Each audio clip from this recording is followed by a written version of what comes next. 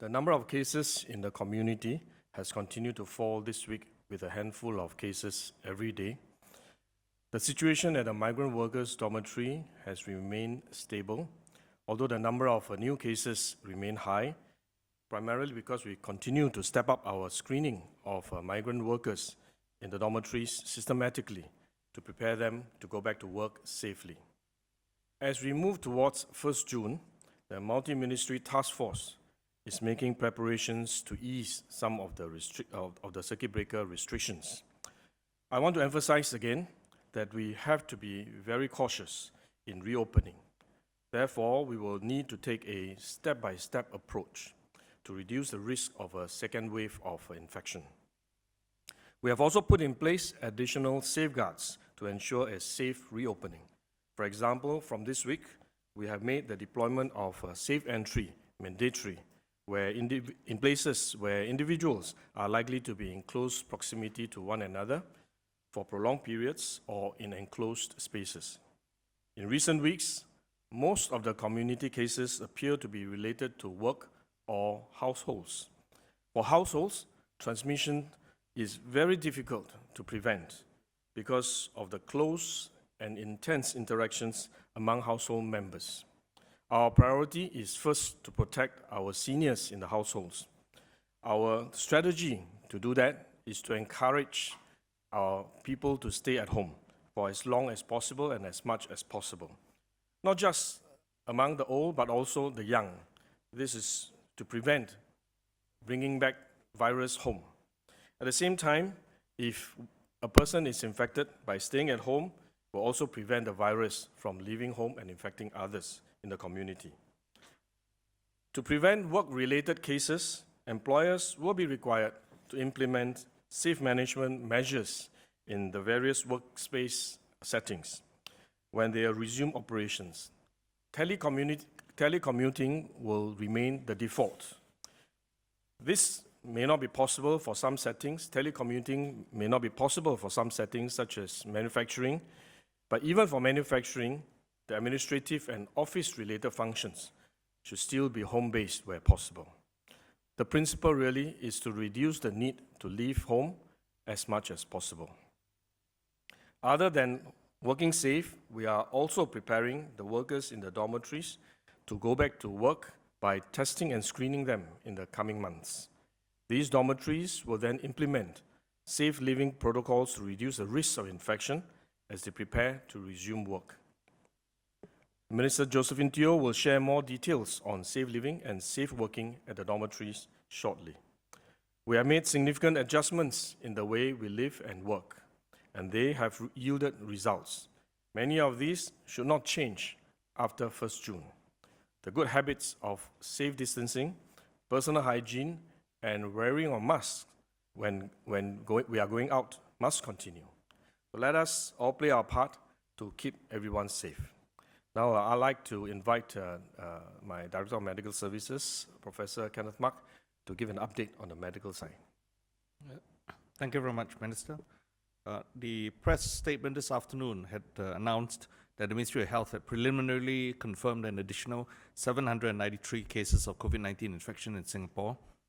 The vast majority remain work permit holders living in the foreign worker dormitories. There's one Singaporean permanent resident case reported today. This brings our total to 26,891 cases overall. The community cases remain low, and we will start to see more cases also being progressively discharged over the next few days. Thank you very much. Good evening, and thank you all for being here.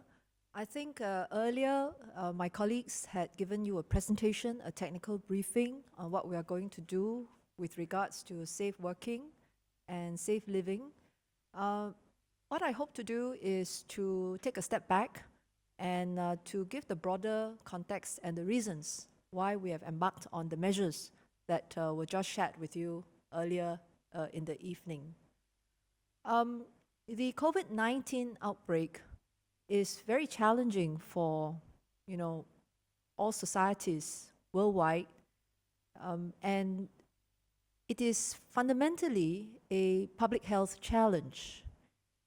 And our understanding of the behavior of the virus has also evolved. For example, it is now much clearer that the symptoms can be very mild, and there may be even transmissions where the symptoms are not at all obvious. We also know that the risk of transmission is present in all aspects of daily living, between co-workers at workplaces, and we are talking about offices, as well as even construction work sites. It can transmit between friends at social gatherings, social settings, from karaoke to shopping. And it can certainly transmit within households, within families. And in particular, where many people live together, regardless of the room arrangements or the hygiene standards, the transmission risk is higher. This is quite evident when you consider the clusters that were identified on luxury cruise ships and even an aircraft carrier. The rooming arrangements on these vessels are 2, at most 3 to a room, and one can certainly consider the hygiene standards to be very high. But because many people live together, so as a result, the transmission risk becomes higher. Now, in the case of Singapore, from January, we had stepped up measures in the dormitories where our migrant workers live. The moment that the evidence emerged that the virus had spread in these dormitories, we decided that we have to take a comprehensive approach towards dealing with it, and so we mobilized an interagency task force so that the whole of government resources can be brought to bear to deal with this challenge. And you will recall that we had explained the strategy. Where there were clusters in the dormitories, we wanted to contain the spread. And then where there were no clusters yet, we wanted to prevent those clusters from forming. And at the same time, we moved out a group of workers that were still needed for essential services, essential work, and we tested these workers. So that took place. And in implementing these strategies, we first focus on things like the basics. We have to get the food, the hygiene, making sure that people had their basic things like salaries attended to, were able to communicate with each other. And then in the second phase, we spent a lot of effort to strengthen the medical support for the workers who continued to live in the dormitories. So those things were done. And with the progress that we have made, we are now getting ready for the third phase, which is focused on helping not just the workers to recover, but also getting them ready to support their employers when the conditions allow for their work, for their businesses to restart. So that is the recovery phase that we are at. Now, the important question, of course, is that our plans for the recovery, what is really needed?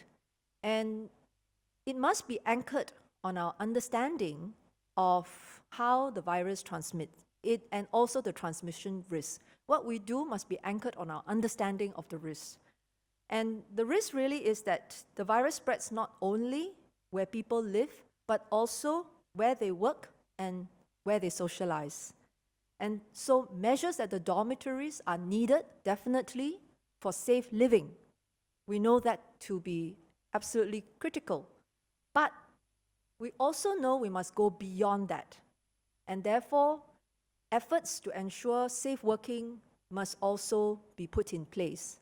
And as was explained earlier during the technical briefing, besides safe living, besides safe working, there is also another work stream that we will share more later about, how during off days, rest days, we might have to make adjustments to the way people go out, for rest and relaxation. But that will come later. Now, for safe living, one key plank is really to monitor the health of these workers. I've explained earlier that many times the workers themselves did not know that they were unwell, even after testing positive, because the symptoms were so mild. And to do that, we are leveraging on technology. We explained on Sunday that we were setting up tele-kiosks, using telemedicine for teleconsultation, and also giving them devices like oximeters over and above the thermometers that they can use to measure their temperatures. And so as a result, they can also test, or rather assess their own heart rate or level of oxygen in their blood. So that's what we are doing in terms of health monitoring. Now, earlier this week, we had explained the plan for systematic testing of all the workers residing in the dormitories. And in future, we will also have regular testing of all these workers so that we can detect the infections early. Now, the health monitoring and the testing regime will have to go hand in hand with more stringent, safe distancing measures within the dormitories. So you had the briefing on that already. Now, these dormitories were designed for communal living, where the workers socialize and interact closely on a day-to-day basis. And going forward, we will have to see how best to make adjustments. But in the existing dormitories, we will have to, right now, implement new measures such as setting up facilities to segregate the workers and also do things like prevent overcrowding at the communal facilities. So designated kitchens, communal kitchens, designated times that you can use it, designated toilets, designated wash basins, and also to stagger the times that people use it to prevent the overcrowding. And we will start these measures in the blocks for recovered workers. And this morning I visited one such facility. And so this work is ongoing already. That takes care of the safe living. For safe working, the government is also working with businesses to implement safe management measures at all workplaces. But keeping in mind that a large number of the residents in the dormitories, they work in construction, a special focus on safe work sites. That is something that we have worked with BCA to implement and have also shared with the trade association and chambers and gotten their support for this aspect of the work. So I won't elaborate too much on this. But suffice to say that safe living together with safe working are some of the most important things that we need to do to try and prevent the risk of recurrent transmission. We cannot eliminate the risk completely, but we can try to reduce it as much as possible. So those are the things that we are doing, and we want to thank very much the dormitory operators for working with us. It's a huge effort at the dormitories to try and create these blocks for recovered workers. There is a lot of effort involved in trying to implement these segregation measures, but I'm very cheered by the fact that dormitory operators tell me that the workers themselves support these measures. And even though it requires a lot of change in their, habits, it involves change in what they have been accustomed to, they accept that this is for their own protection and that it will enable them to resume work when the conditions allow. So I want to thank the dormitory operators. I also want to thank the workers very much for accommodating these changes, as well as their employers, because the number of things that they have to get used to in these new arrangements is quite considerable. So it's not a small effort at all. Thank you.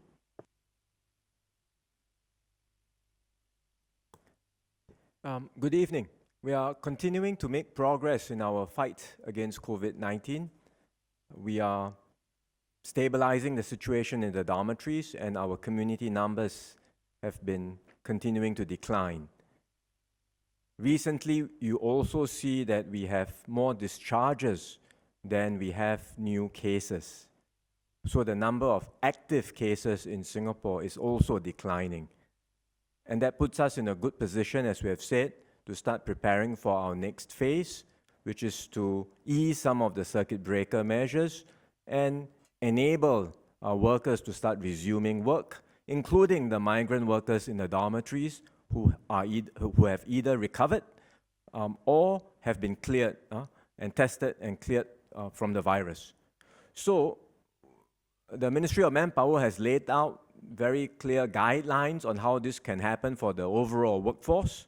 But let me focus on the construction sector in particular, because this is a sector where there are indeed higher transmission risk due to the nature of the activity and the mixing of workers across different dormitories and in the work sites. We have been discussing with the industry, with industry association, with contractors, and they too understand the need to put in place changes and new measures to ensure that construction work can resume safely in this new COVID-19 environment.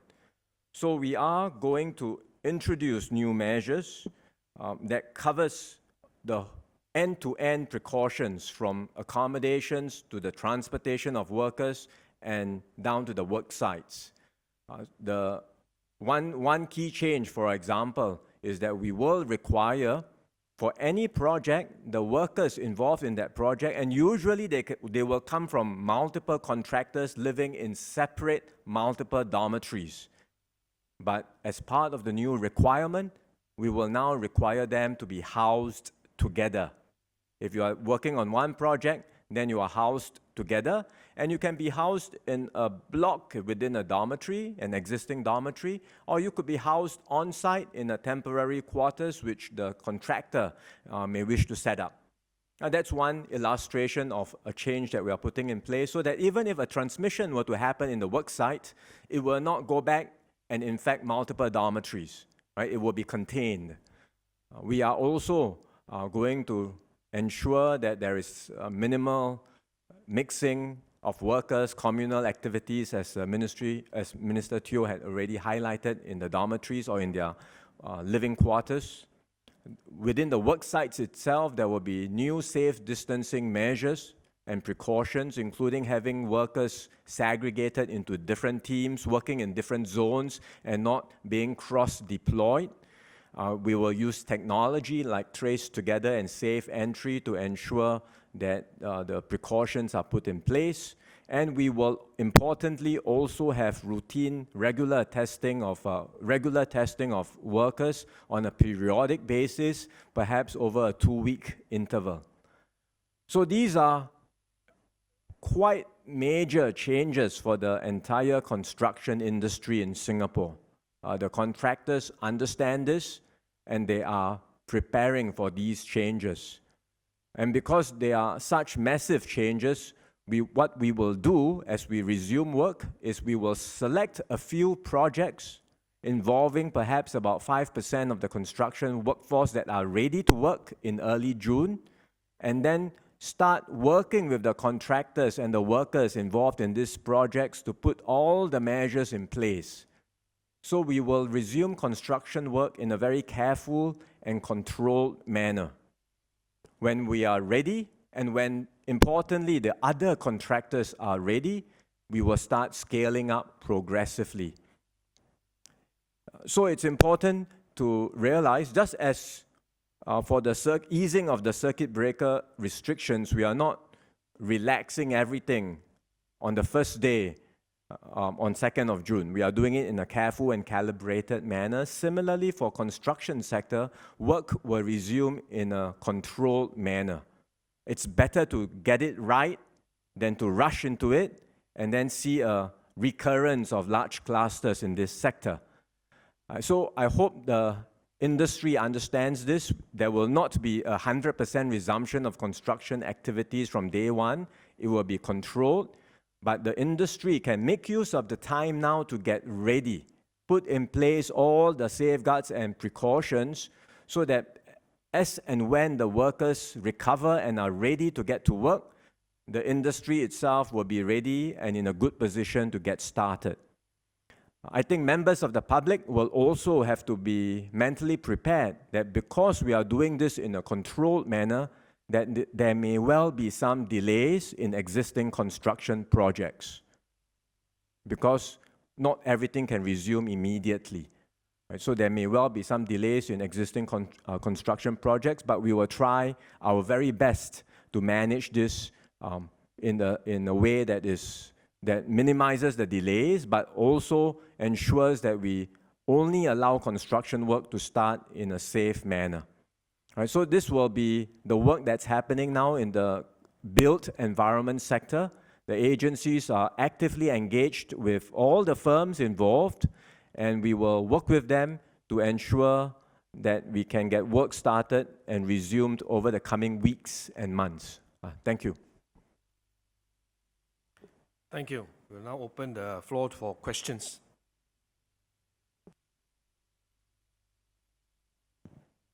Thank you, panelists. For the first question, could we invite Yan Liang from the Straits Times? Yan Liang, please ask your question.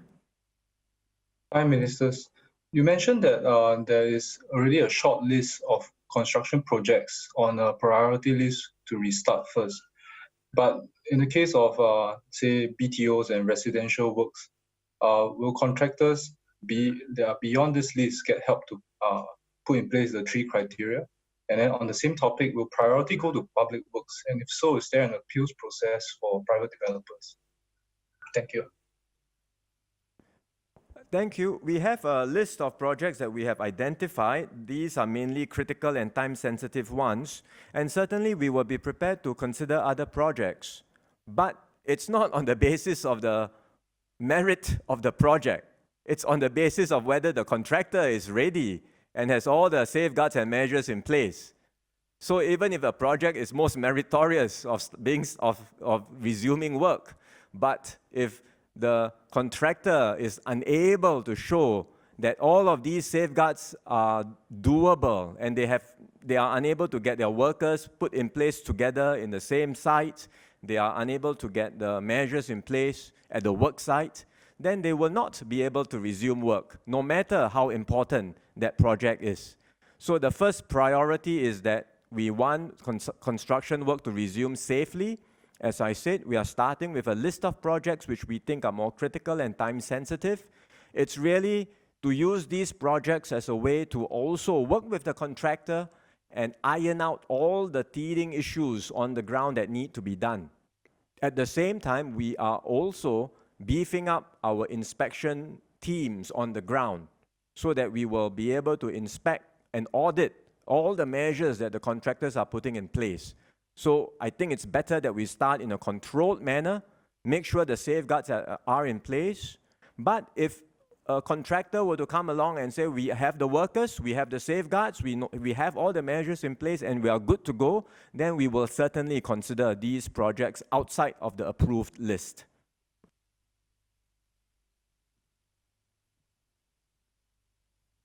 Thank you, Minister.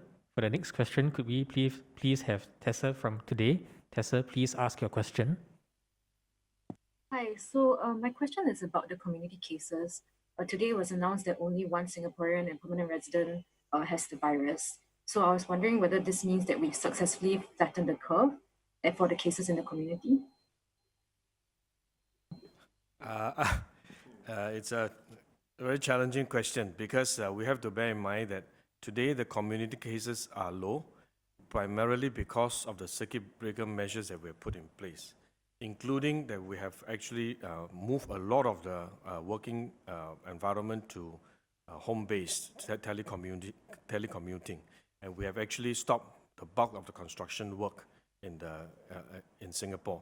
So as we restart the economy, as we allow more people to return to work, as we allow more activities to resume, we have to be very careful, because if we are not careful, the number of cases will spike up and you may have big clusters forming again. So therefore, as I mentioned earlier, we need to do it in a step-by-step approach, take a cautious approach, make sure that we do it safely so that we are able to continue this journey of reopening. We do expect that as we open up more, as some of the circuit breaker measures are rolled back, are relaxed, we will likely to see the number of cases in the community going up. We hope that if we do it carefully and do it right, the number, even as it go up, it will continue to go up slowly and it will continue to remain under control. And we will be able to step up our contact tracing, our quarantine efforts to minimize the risk of transmission in the community and minimize the risk of large clusters being formed. So I think the strategy is to do it carefully and slowly so that we expect a higher number of cases in the community as we go forward, as we open, but we hope to prevent a big cluster or a sharp spike in the number of cases, which will then require us to perhaps reintroduce some of these circuit measures to continue to suppress the number of cases. Maybe DMS would like to add on. Yes, that's right. We are watching very closely as we ease off some of the restrictions we put in place. What will be key is to look at the number of cases we have in the community, how many of them remain linked to existing clusters and how many of them are not. But it's all contingent really on us continuing to do our bit to not go out unnecessarily, not to mix and have too much close contact.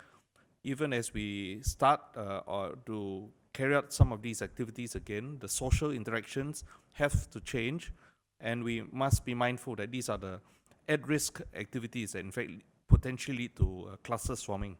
The team is very vigilant about tracking this, and we are committed still to making sure that as we pick up cases, that we will continue to isolate them, do contact tracing if only to make sure that we don't have a big cluster then that forms in the community, as Minister has said.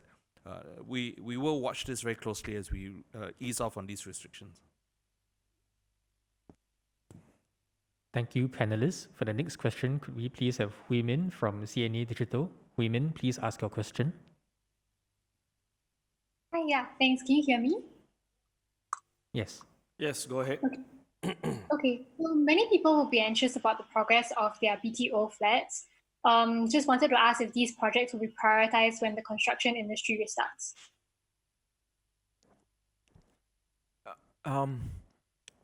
We certainly understand that there will be people anxious about the status of their projects. It could be public housing, it could be private condominiums, it could be a whole range of projects.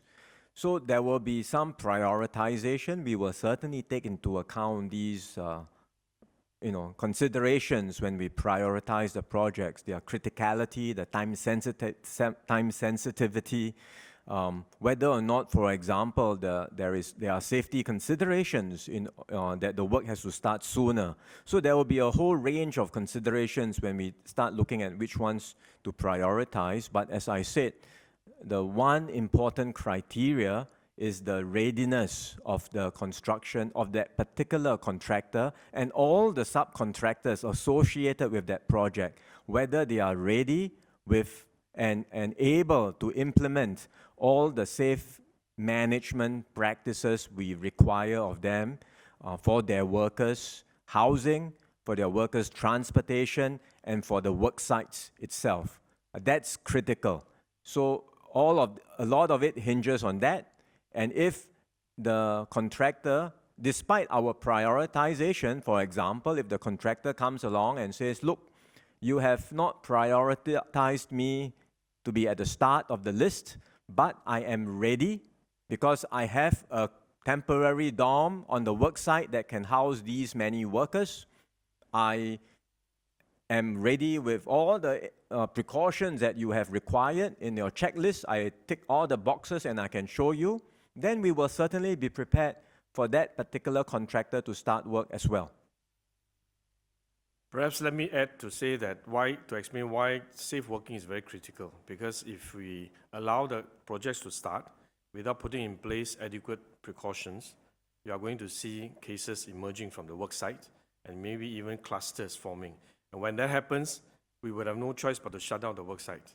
So it is better for us to be careful, to start gradually, to start from a cautious approach, to make sure that we are able to introduce safe working environment for workers as well as work sites.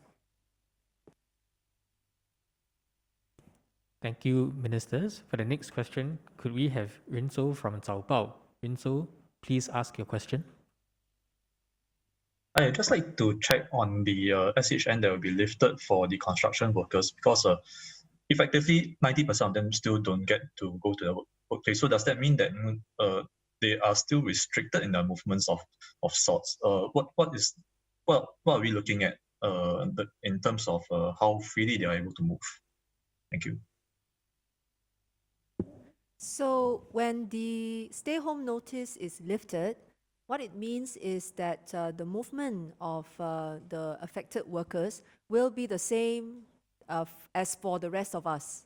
The circuit breaker measures continue to apply to them as well. And so the advisory to them is really leave your place of residence only if you absolutely need to. For example, to pick up essentials, buy groceries, buy food, and also try to just do it one at a time. Don't go out in groups and keep that outing short. Get what you need, return back to your place of residence. So the same set of circuit breaker measures that apply to everyone else during this period will continue to apply to these workers after the period of stay-home notice. So that's what will happen to them. I think we completely understand that because their stay-home notice has been for a duration of 28 days, there may be quite, strong desire. For example, we know that some of the workers would like to remit money home, and they have not been able to do so earlier. And so the advice to them is that if you absolutely must carry out these activities, you cannot do it digitally, then try to keep this outing short and take precautions. Be sure that you wear a mask, and also the same set of advice applies to all of us should apply to the workers. Hand hygiene and so on. All of these ought to be, observed carefully. We are going to reach out through their employers also to remind the workers to make sure that they know that the circuit breakers measures still apply, and that they help themselves and also protect themselves from any risk of transmission. Thank you, Minister. Next, could we have Philip from Bloomberg, please? Philip, please ask your question. Thank you. Thank you, panelists. I hope you're all staying safe and healthy. I guess there's been talks with China, reportedly with some ASEAN countries, or rather with the whole of ASEAN, as well as Australia, Canada, Korea, New Zealand, regarding lifting restrictions on travel. So I would just like to ask, among these countries, which talks do you see being perhaps resulting in the resumption of flights at the soonest? Which would be the first? When might that materialize? And would you rule out June for any lifting of those travel restrictions? Thank you. The discussions are underway. I think it's too early to say which country will be first or whether this can happen in June. But we have, I think, made quite clear what our considerations are when we look at some easing of the travel restrictions. We do want to ensure that this is done in a safe and controlled manner. And I think all the countries that we are discussing with feel exactly the same way. So whether it's a combination of pre-departure testing, arrival testing, tracking of the traveler when they are in the particular country, these are all possible measures that can be put in place. And the discussions are currently underway with various countries. Thank you, Minister. Next, could we have Aradhana from Reuters? Aradhana, please ask your question. Hi, thank you. I just had one question, which was that basically now that you're doing mass testing in the dorms, I was wondering if you would be studying the number of, say, asymptomatic cases in the dorms and presenting those results. Whether we are...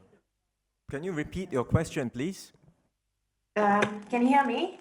Yes, we can. Hello? Can you just repeat the question, please? I was just wondering, now that you're doing the mass testing in the dorms, I wondered if this is something that you will be studying, the number of, say, the cases of asymptomatic cases in the dormitories and presenting Studying the those number results. of asymptomatic cases. I got it. ask DMS to explain? The interagency task force is, in fact, engaged in many different testing exercises that are going on at this time, and they're doing it across different dormitories. They're doing it for a variety of different reasons. One, of course, is to assess what the prevalence rate might be in some of the dormitories, to assess the success and effectiveness of their strategies at this time, to isolate foreign workers who might be suspected of having COVID-19 infection, and separating them away from others who are either without symptoms or not infected at all. They've also started to look at the possibility of testing in a very controlled setting various foreign workers in some of the dormitories with a view towards categorizing them better. And then hopefully that may allow us to see through various strategies of returning workers back into the community and back into a productive routine as well at work. But many of these are still in progress, and we're not at a stage where we'll be able to give you a summary of these results, but we'll continue to work with the interagency task force, and when they are ready, perhaps with more mature results, we might have something then to share with all of you. I think just to add on, the primary objective of this mass screening of our dormitory workers in the dormitory is to prepare them to return to the economy, to return to work. So the idea is to screen them to see whether they are able to go back to work. But at the same time, when we finish the screening, the results of the screening will be very useful for us to do research and study on the pattern of infection, and this will come later. So the priority and the focus now is to screen the workers to prepare them to return to work. Thank you, Minister and DMS. Next, could we please have Kek Ling from Shinmin? Kek Ling, please ask your question. Hi, so my question will be on, other than, BTOs and all this, how about shop and houses that need to renovate, because they bought a new house? Is this something that will be opening up soon? So we are mindful that construction involves more than just major construction projects, work sites. There are also construction workers involved in renovation. We will allow, we will consider particularly the projects where renovation had been ongoing and then was suspended during the circuit breaker as a priority, right? Because these have been suspended for quite some time. So as part of the package of possible easing of circuit breaker measures from after 1st June, this is certainly something that we are looking at. But beyond that, beyond these kinds of projects where they were caught because of the circuit breaker, when it comes to new renovations, I think then that's something different. We'll have to take that into consideration. We'll have to consider that separately from the ones that were caught because of the circuit breaker. And then the considerations there will be, again, whether or not the contractor, the renovation contractor, has the workers ready, whether the workers are tested, and then whether they can ensure the safe management practices at work. Of course, the scale of work is completely different, right? These are, you're just going to someone's home to do renovation, very different from doing at the work site. The number of workers involved is also very different. So if, as I described, if renovation contractors subsequently come forward and assure us that they can do this safely, that they have the workers, housing of workers are taken care of, the work arrangements are taken care of, the transportation of workers are done safely, then certainly, under the framework that I had described earlier, they will be able to start work on renovation. But it's subject to all of these conditions. Thank you, Minister. Next, could we have Kai from Channel 8? Kai, please ask your question. Okay, thank you. Hi, regarding of the safe living measures for dormitory workers, will the operator be required to reduce the number of beds in the sleeping room to make sure there are enough spaces to reduce close contact and transmission in the sleeping room? Is there a guidelines on the numbers? Thank you. I think The aim certainly is to try and reduce the numbers, whether it is at the room level, unit level, floor level, or even at the dorm level. That is the aim, and we will progressively try to do that.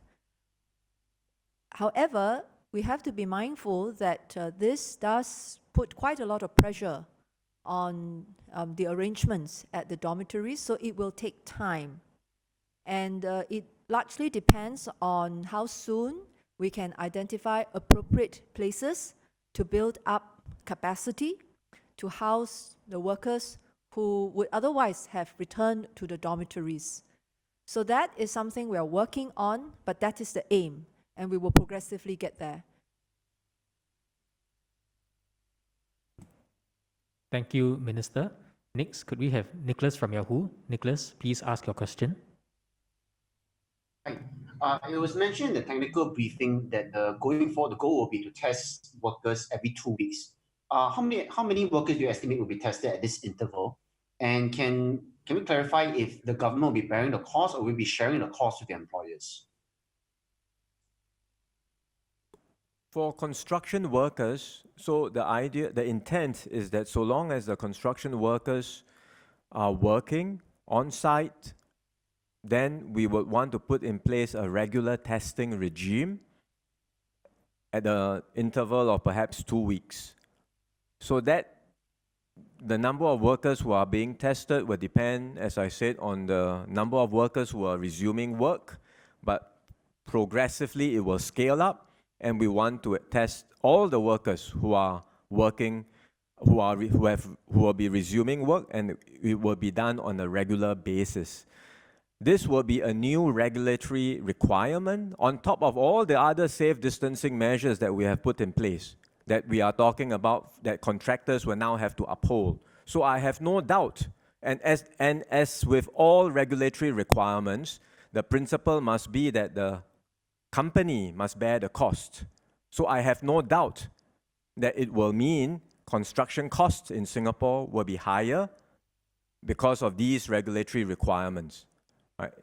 And all of us have to be prepared to pay this higher cost because we want construction work to be done safely in Singapore from henceforth. Thank you, Minister. Next, could we have Felice from the Wall Street Journal? Felice, please ask your question. Hi, thank you. Mr. Lim mentioned during the technical briefing that workers who are returning to workplaces at construction sites will be required to use the Trace Together app. I'm wondering if you have ruled out making apps like this or other tech-assisted tracking methods mandatory for the broader population as you're considering easing restrictions. Yes, thank you for the question. This has been asked before, and I can understand there's a lot of interest in this. We are studying how the apps can be. We have a Trace Together app which we have already launched. It's based on Bluetooth. It allows us to identify contacts quickly through Bluetooth on your phone. We are in the process of looking at how the app can be more effective, working with Apple and Google, because the existing app on iOS phones, there are some technical issues. So we have been working with both Apple and Google to see how the protocols can be enhanced so that the app can be more effective. Separately, I've also explained that we are looking at solutions for those who may not be smartphone users. So that could entail the form of wearable dongles that people bring along with them so that we can, again, through such a solution, quickly identify the contacts.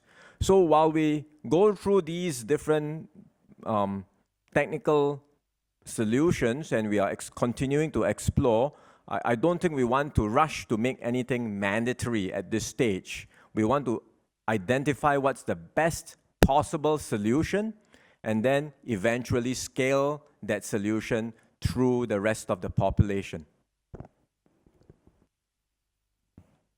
Thank you, Minister. We now have time for two final questions. First, could we have Sihui from Channel News Asia? Sihui, please ask your question. Hello. I just need to find out for work sites that are not resuming their construction or their work, who will be paying their salaries? So there are already a set of measures that the government has provided for employers, even today, where work has not started, where construction work is completely frozen. There are a set of measures that the government has provided to contractors, including waiver of foreign worker levies, as well as rebates on the levies, so that the employers will be able to pay their workers even during this period. We will continue to see, as I said earlier, how fast construction work can resume. I can't tell now because we have just put out these requirements, and then we will be engaging the industry to see how ready they are in getting prepared and being able to comply fully with all of these new requirements. So again, if there are contractors that will have to take more time and their projects may be delayed for quite a while, then we will have to see from the part of the government if additional support may well be necessary for these contractors, right? But at this stage, I think our focus now is to engage the industry, because at this stage today, we are still at the circuit breaker. There is no construction work. The relief measures are already in place. So let's now engage the industry first, get them to use this time now to get ready for all the safeguards that are needed and make sure that they are ready to go once the workers have recovered and are able to resume work. So that's our focus at this present time. Thank you, Minister. For our final question this evening, could we please have Li Wen from Asahi Shimbun? Li Wen, please ask your question. Yes, hi. I would like to ask on the question on accuracy of the test. We've seen earlier that there's a false positive, and then what if there's the false negative? Then how is this going to affect those workers returning to work? Thank you. Thank you very much for the question. Yes, tests can have both false positive and false negative rates. The reasons for each might vary. False negative rates may occur simply because there's problems with swab testing, and if you don't take a proper swab test, collect an adequate specimen, you may not have enough in order to be able to detect the presence of the virus and make a diagnosis of an infection. There also would be sometimes lab errors that may contribute towards a false positive or false negative rate. And finally, of course, the accuracy of the test may vary, the quality of the test may vary, and that lends itself also to false positive and false negative rates. We try to work at limiting and reducing these false error rates in the following way. First of all, we make sure that those who are doing the swab testing are properly trained and they undergo competency testing before they in fact allowed to perform their testing task. For those who are trained, they may even require a period of supervision before they're allowed to carry out their testing unsupervised. And these are ways of trying to make sure that at least at the time of collecting a specimen, this is done properly. Then we have a quality assurance program we put in place in order to try and minimize the possibility of false errors occurring through standardizing the processes within the labs and making sure that that quality assurance program within each lab is properly set up and they're monitoring how well they're carrying out these tests. It's in this context that we reported previously the series of cases which we had picked up with false positive rates as a result of a quality assurance program. And we continue to work with that particular lab to make sure that they are able to optimize their processes and prevent this from occurring again. Of course, we are also looking at the tests to determine whether these tests are the reason why false error rates may take place. Before any test is introduced in Singapore, we require these tests to be validated locally. We do know that they come with testing already done by the manufacturer, and these would have been made available when they were registered in Singapore, but we want to make sure that there's also local validation done, and that validation allows us to determine in a real-time setting what the results are likely to be, and then allow us to determine whether these tests are useful for the purposes of supporting the work we're doing in controlling the outbreak across different settings, whether in the community or in the dormitories as well. So a number of tests have been validated by us for use, but yet also other tests have been assessed, and we've chosen not to use some of these tests simply because they have not met our standards. And we continue to look at this. You are correct that false error rates can be significant because they may lead to a person being wrongly diagnosed to have infection, or a person assumed not to have an infection but was in fact infectious. And therefore we aim to keep these rates as low as is possible. There are no tests available for any disease where the test is 100% sensitive or 100% specific. In other words, in every test, there often will be a situation where there may be false errors that take place. And this is intrinsic due to the fact that these tests may not be accurate completely. And therefore, the process we put in place are aimed to try and reduce these error rates to mitigate the risk of harm to other people as a result of these errors. Thank you. I should also add that testing is very important. It's a key strategy for us to be able to open up our economy and to resume some of our social activities. But testing is not the only strategy. Testing has to be seen in the context of the whole basket of measures that we're putting in place, whether it's safe working, safe living, and safe distancing. All these will work together to ensure that to help us to have a safer environment, and therefore ultimately all of us must remain vigilant. And I know 1st June is approaching very quickly, and there's a great expectation from among Singaporeans what will happen after 1st June. First, I have to say that we are not going to have a big party after 1st June. It is still a very tight situation where we need to continue to impose many of the circuit breaker measures to ensure that our number of cases do not spike up. And we appeal to Singaporeans to bear with us. We have worked very hard. Many Singaporeans have worked very hard over the last few weeks and have maintained a very tight circuit breaker measures. And we hope we continue to do so to help to keep the number of cases low so that we can progressively open up more and more as time goes by. So we urge Singaporeans to continue to cooperate with us and to support our measures going forward so that we can have a gradual and safe return to activities. So thank you very much for being here with us.